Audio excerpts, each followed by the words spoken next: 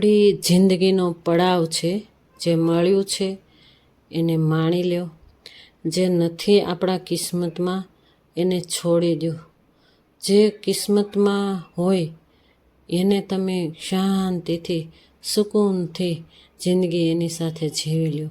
પરિવાર જેટલો આપણો હોય એની સાથે શાંતિથી સુકૂનથી જિંદગી તમે જીવી લ્યો. જો આ આપણા જિંદગીનો પડાવ છે, જે આપણે ખોઈ નાખ્યું છે ને એને બિલકુલ યાદ ન કરો અને આગળ જિંદગી શું છે એનો વિચાર કરી અને આગળ જિંદગીમાં જીવતા શીખીએ. ચાલો, જીવતા તો શીખી લીધું આપણે, પરંતુ આ જિંદગીનો પડાવ જ કાંઈ એવો છે કે આપણે જિંદગીમાં કાંઈ ગુમાવ્યું હોય ને તો આપણે મરી મરીને જીવતા હોઈએ છીએ, બરાબર ને? ચાલો, જય શ્રી કૃષ્ણ, ગુડ મોર્નિંગ. કેમ છો બધા? તમે બધા આનંદમાં, મજામાં, ખુશલ મંગલમાં હશો. ચાલો, અમે પણ બધા આનંદમાં, ખુશલ મંગલમાં છીએ. ચાલો ત્યારે નવા વિચાર સાથે, નવી વાતો, નવી ઉમંગ ઉત્સાહ સાથે ચાલો નવા દિવસની ન્યૂ વ્લોગની શરૂઆત કરી જ દીધી વહેલી સવારથી. આજે પણ વરસાદી માહોલ છે. વરસાદી માહોલ એટલે કે થોડી વાર ખુલ્લું થઈ જાય, થોડી વાર વરસાદ આવે, કાંઈ જ કામ કરવાનું સૂઝતું જ નથી કે કયું કામ કરવું, કયું નહીં કરવાનું. ફળિયામાં તો જવાતું જ નથી. જો તમે જોઈ શકો છો કેટલો વરસાદ આવે, આખું ફળિયું ભીનું કરી દે અને ધૂળ માટી માટી એમનામ ગારો ગારો થઈ જાય એવું વાતાવરણ થઈ ગયું છે. ખખડીને આવતોય નથી અને ખખડીને જતો પણ નથી, બરાબર ને? ચાલો ત્યારે રોજ જીમદો થયું આ મારે સાવણા ઘસી ઘસીને સાફ કરવાની. ધૂળ જો આ માટી આવી હોય જે કુંડામાંથી એ પણ મારે સાવણા ઘસી ઘસીને સાફ કરવાની. ચાલો, વહેલી સવારે જ આ બધું કાર્ય કરી નાખવાનું જ્યારે વરસાદ ન હોય ને.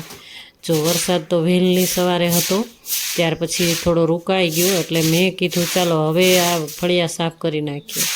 તો ફળિયા તો સાફ કરી નાખીએ પણ પાછું વરસાદ આવે ને એટલે એવું ને એવું થઈ જાય. તો બરોબરનો કંટાળો આવી જાય કે હવે પછી ફળિયું બીજી વાર તો સાફ કરવું જ નથી, એક જ વાર કરી નાખીએ, બરાબર ને? તો પણ ગમે જ નહીં, આપણે ગમે જ નહીં. ચાલો, સાવણા ફેરવીને ઘસીને ધૂળ બધી માટી હોય ને કુંડામાંથી બહાર આવી ગઈ હોય એટલે આખું ફળિયું ધૂળ માટીવાળું થઈ ગયું હોય એટલે સાવણા ફેરવવા જ પડે, બરાબર ને? તો કાંઈ વાંધો નહીં, રૂટિન કામ તો કરવાનું જ રહ્યું. તો આ સમયે વહેલા ઉઠીને મેં કપડાં ધોઈ નાખ્યા હતા. આજે મારા હસબન્ડ પણ આવ્યા છે, કારણ કે એ કેટલા 4 દિવસથી નહોતા આવ્યા એટલે વહેલી સવારે મેં કપડાં બધા એમના અને મારા બધા ધોઈ નાખ્યા હતા. વહેલી સવારે જાતે જ ધોઈ અને જોયું તો મને એમ થયું કે ચાલો આમનામ નાખી દઈએ, પછી સ્પિન કરીને રાખી દઈશું, ઘરની અંદર જ લઈ લઈશું. કારણ કે નીચોઈને ડોળ કાઢી નાખીએ, ફળિયામાં જ ડોળ કાઢી નાખીએ, કારણ કે પાણી તો છે જ ફળિયું આખું, એટલા માટે. તો મશીનમાં પણ નખાય એવા નહોતા, બધા મેલા હતા મારા હસબન્ડના, એટલા માટે ધોઈ નાખ્યા. વરસાદી માહોલમાં જ ધોઈ નાખ્યા હતા. અને ત્યાર પછી મારી ગ્રીન ટી લઈ અને મારું થોડું ગરમ પાણી લઈને હું બેસી ગઈ. આ સમયે મારા હસબન્ડ સૂતા જ હતા અને વહેલી સવારે જો આજે પણ વોકિંગ નથી થયું મારે અને એક્સરસાઇઝ નથી થઈ અને અનુલોમ વિલોમને એ બધું કરી નાખ્યું. ત્યાર પછી ગ્રીન ટી પીધા પછી મેં ઠાકોરજીને જગાડવાનું વિચાર કર્યો. નાહી ધોઈ ફ્રેશ થઈને પાછી આવી ગઈ હું દીવાબત્તી મારા ઠાકોરજીને જગાડી અને પાણી બધું આપીને જો એને પણ નાસ્તો જોઈએ ને ડ્રાયફ્રૂટ્સનો. તો આજે દૂધ હતું જ નહીં, હતું તો એ વાપરેલો હું નથી આપતી, એટલા માટે ફ્રેશ આવે ને એ જ હું ઠાકોરજી માટે અલગ કાઢી લેતી હોઉં છું. તો માતાજીને પણ દીવાબત્તી કરી નાખ્યા અને ત્યાર પછી મારા હસબન્ડ ઉઠી ગયા અને નાહી ધોઈને ફ્રેશ થઈને આવી ગયા ચા પીવા માટે. થાકીને થડ થઈ ગયા. હું એમને કહું છું કે કેટલો તમારા મોઢા પર થાક દેખાય છે. તો એ કે શું કરવાનું, આપણે ખેતીનું કામ છે એટલે એ તો કરવું જ રહ્યું. જો આ ઘરની અંદર સ્પિન કરીને મશીનની અંદર સ્પિન કરી નાખ્યા વોશિંગ મશીનમાં અને ઘરની અંદર જ રાખી દીધા. પંખો ચાલુ રાખશું અને ત્યાર પછી બધું સાફ સફાઈ કરી નાખ્યું. અને મારા હસબન્ડ અત્યારે ટીવી જોવા બેસી ગયા અને બહાર કપડાં થોડા રાખી દીધા સ્પિન કરેલા, કારણ કે થોડું ખુલ્લું વાતાવરણ થઈ ગયું હતું એટલા માટે. થોડા અંદર ઘરની અંદર જો મારા ઠાકોરજીના કપડાં પણ મારે ધોઈ જ નાખવાના. ચાલો ત્યારે હવે આવી ગયા, બપોરનો સમય થઈ ગયો હતો, 12 વાગી ગયા હતા. આટલું કામ કર્યું ત્યાં. અને અડદની દાળ, આજે તો કાઠિયાવાડી અડદની દાળ બનાવવાની છે. આજે કાઠિયાવાડમાં જે રહેતા હોય છે ને એને અડદની દાળ આ રીતે બનાવતા હોય છે. જો મરચાં અને આદુને એકદમ ખાંડણીમાં ખાંડીને નાખવાના, એટલે કાઠિયાવાડી થઈ જાય. આ બધું કાઠિયાવાડમાં અમારે આ ટાઈપનું બને છે. મિક્સરમાં મિક્સિંગ પણ કરી શકાય, પણ મિક્સરમાં નાખો એટલે એકદમ દળાઈ જાય. જો આવી રીતે અધકચરું હોય ને તો સરસ થાય કાઠિયાવાડી અડદની દાળ.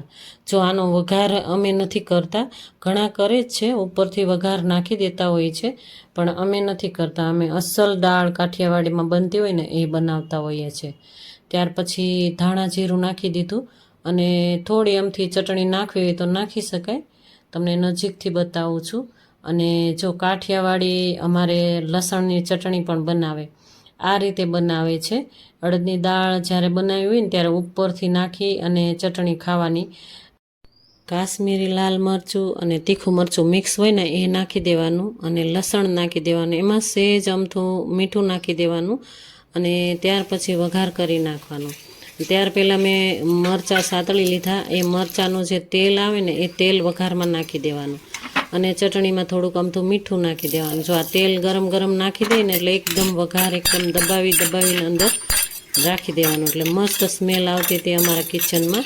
અને જો ઉપરથી તેલ પણ ગરમ કરીને નાખી શકાય, પરંતુ મેં આ રીતે કર્યું છે. અને આ મરચાં પાછા ફરીને સાતળી નાખવાના, એમાં મીઠું નાખી દેવાનું અને એમાં ધાણા જીરું પાવડર નાખવાનું, એટલે એકદમ મસ્ત સ્વાદિષ્ટ મરચાં. કાઠિયાવાડી અડદની દાળ અને ભરેલા મરચાં કહેવાય છે ને, તો ભરેલા મરચાં જો ન ખાતા હોય ને તો આ રીતે કરો ને તો ભરેલા મરચાંનો સ્વાદ આવી જાય છે. જો ધાણા જીરું સહેજ ઓછું લાગ્યું મને, એટલે પાછું મેં થોડું નાખી દીધું. અને મારા હસબન્ડને કાંઈ એટલા બધા ભાવે નહીં, એટલે મેં 2-3 જ સાતળી નાખ્યા છે. અને દબાઈને મસાલો અંદર જાય એ રીતે સાતળી નાખવાના. અને ત્યાર પછી બાજરીના રોટલા તો રોજિંદું હોય જ છે અમારે. તમે જોવો જ છો રોજે કે રોજિંદા બાજરીના રોટલા, બાજરી, મકાઈ, જુવાર મિક્સ દળાવેલું હોય જ છે. રોજ ઉનાળો એટલો કડકડતો ગયો, પણ તો પણ તમે જોયું હતું ને કે રોટલા જ અમારા ઘરમાં બનતા હતા. જો અમારા ઘરમાં રોજિંદું આ રોટલા, બાજરીના રોટલા અને શાક, સિમ્પલી રસોઈ હોય છે. તમે રોજે જોવો જ છો કે અમારા ઘરમાં એકદમ સિમ્પલી રસોઈ હોય છે. એકદમ હેવી નથી અમે જમતા કે કોઈ દાળ ભાત રોજ જોઈએ ને એવું કાંઈ જ નહીં. ત્યાર પછી બાજરીનો રોટલો અને મકાઈ, જુવાર મિક્સમાં હોય ને એટલે એને જોઈ વિચારીને મસળવાનું, કારણ કે રોટલા ફાટી જતા હોય છે. ગમે એટલા પહેલાં કરીએ ને, જો ઢીલા કરીએ ને તો સહેજ જાડો થઈ જાય અને સહેજ ઓલા કરીએ ને તો ફાટી જતા હોય છે. એટલે જોઈ વિચારીને આને ટીપીને નાખી દેવાનું. આ સમયે મારા હસબન્ડ બહાર ઊભા છે, એની સાથે વાતો કરું છું અને એમ જ કહું છું કે તમે 4 દિવસમાં તમારું મોઢું કેવું થઈ ગયું છે, તમે કેવા થઈ ગયા છો. એમ જ હું જીવ બાળતી હોઉં છું એમની સામે જોઈને કે તમે 4 દિવસ રોકાણા તો તમારું શરીર ને તમે કેવા થઈ ગયા સાવ. કારણ કે જાતે રસોઈ બનાવતા આવડે છે એટલે મને ટેન્શન નથી, પરંતુ રસોઈ બનાવતા આવડે પણ તો પણ પુરુષોને તો થાક લાગે અને કંટાળો પણ આવે. અને એને ત્યાં આગળ કોઈ ઓપ્શન જ નથી કે જમવાનું જાતે જ બનાવે. એને, મારા હસબન્ડને તો કંટાળો આવે જ નહીં, કારણ કે રસોઈ બનાવીને શોખ થાય. જો આવી ગયા ને કિચનમાં, હવે થોડી ઘણી મારી મદદ કરશે અને કે લાવ તારી મદદ કરું. મેં કીધું ના, મદદ નથી કરવી. તો કે ના, હું તે મદદ કરવા આવી ગયો છું.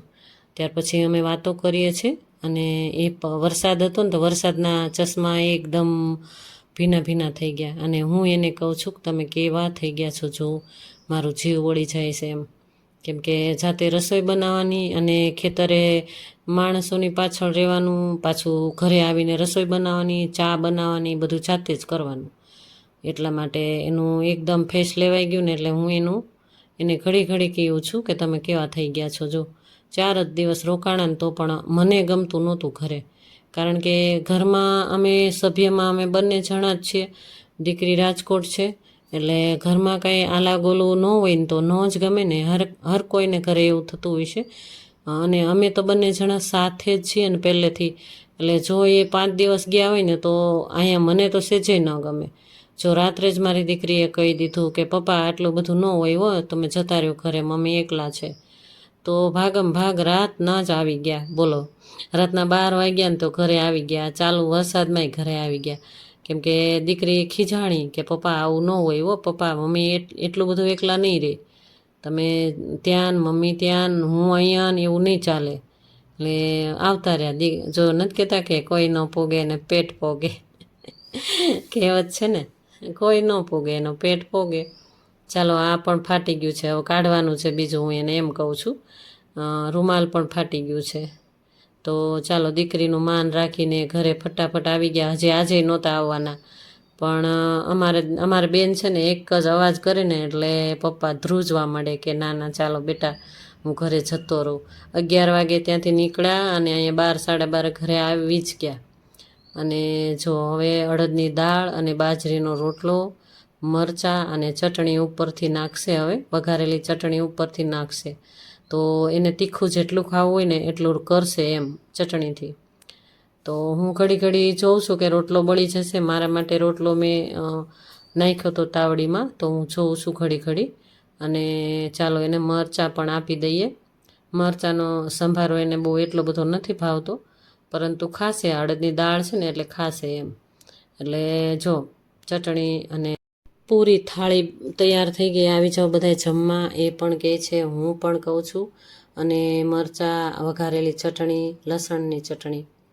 ચાલો આ ગઈકાલનું કન્ટેન્ટ છે. મારા ફ્રેન્ડ આવ્યા હતા, તો મારા ફ્રેન્ડને હું એમ કહું કે ચંપાકલી ગાંઠિયા છે ને એ મારાથી સારા નથી બનતા, એટલે તમે આવીને મને સહેજ જોઈ દો ને. એટલે એ કે ના હું બનાવી જ દઉં તમને. ચાલો, તો મારે આ જારો હતો જ નહીં મારા ઘરમાં, તો મારા ફ્રેન્ડ કહે કે એમાં ખારો ને એવું કાંઈ ન નાખવાનું હોય, એમ જ બનશે, તમ તારે હું બનાવી દઉં. તો મેં હજી વાત જ કરીને ત્યાં મારા ફ્રેન્ડ આવી ગયા અને એમણે જો મને થોડા એવા, મેં કીધું થોડાક જ બનાવો ને વાંધો નહીં, એમ તો હું પછી બનાવી લઈશ.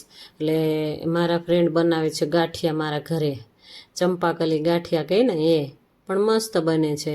મારા ફ્રેન્ડથી બહુ સરસ બને છે. એટલે એ આવી જ ગયા, મેં વાત જ ખાલી કરીને ત્યાં આવી ગયા કે ચાલો હું બનાવી દઉં તમને. તો પાણીનો ઘોળ ખાલી કરે છે, એમાં મીઠું નાખશે હમણાં, અને ઘોળ કરીને આવું સફેદ થઈ જાય ને પાણી, ત્યારે જ કે આપણે લોટ ભેળવી દેવાનું. આમાં મરીનો ભૂકો નાખી દેવાનો અને સેજ અમથું આપણે જોઈએ એવું મીઠું નાખવાનું અને હલાવીને એનો લોટ બાંધી નાખવાનો. જેટલું લોટ બાંધો ને આપણે, જેટલું પાણી હોય ને એટલું લોટ બાંધી નાખવાનું. તો આ મને આવડે જ છે, પણ મારા ફ્રેન્ડ કેમ બનાવે છે જોવું તું મારે. પણ મારા ફ્રેન્ડે મારા કરતાં પણ સુંદર રીતે બનાવ્યા ગાંઠિયા, ચંપાકલી ગાંઠિયા બનાવતા હતા અને હું થોડું શૂટિંગ લેતી હતી. ચાલો ત્યારે બધા ગાંઠિયા ખાવા આવી જાઓ, નાસ્તો કરવા. અને મને પણ ખૂબ જ ગમે, મારા ફ્રેન્ડ મારા ઘરે આવે ને તો મને ખૂબ જ ગમે, કારણ કે હું એકલી હોઉં ને એટલે કોઈની મારે જરૂર તો હોય જ કે કોક મારા ઘરે આવે એમ. તો મારા ફ્રેન્ડ આ સમયે મારી સાથે જ હતા. 2 થી 3 કલાક અમે બંને બહેનોએ ગપ્પાટા માર્યા અને ખૂબ ગપ્પાટા મારતા જ હોઈએ અમે બંને ફ્રેન્ડ. અને મને મજા આવે. મારા ફ્રેન્ડ બિલકુલ આગલી શેરીમાં જ રહે છે અને સરસ એવા ગાંઠિયા એણે આ જારો છે ને એ લેતા આવ્યા હતા. મારી આગળ આ જારો નથી એટલે હું હવે લઈ લેવાની છું. ચાલો ત્યારે આજનો દિવસ ગઈકાલનો મારો આવો રહ્યો. તમને કેવો લાગ્યો ગઈકાલનો બપોર પછીનો અને આજ બપોરના 2 વાગ્યા સુધીનો બ્લોગ તમને કેવો લાગ્યો? જો સારો લાગ્યો હોય તો લાઈક કરજો, શેર કરજો અને સબસ્ક્રાઈબ કરવાનું ભૂલતા જ નહીં. જો તમે નથી કર્યું ને, હજી સુધી સબસ્ક્રાઈબ નથી કર્યું, તો સબસ્ક્રાઈબ કરીને જ જાજો અને એક લાઈક કંઈ કરી દેજો મને. અને કમેન્ટમાં બધું કહેજો કે મારી રૂટિન લાઈફ અને મારી લાઈફ તમને કેવી લાગી છે. તમને મારા બ્લોગ ગમતા હોય તો મને કમેન્ટમાં જરૂર ને જરૂર જણાવજો. અને મારી સાથે રોજિંદા વિડીયો જોજો અને રોજિંદા મારી સાથે બન્યા રહેજો. ચાલો ત્યારે આજના આ બ્લોગની અહીંયા પૂર્ણાવતી કરીએ. કાલ પાછા ફરી મળશું. ત્યાં સુધી જય શ્રી કૃષ્ણ, રાધે રાધે.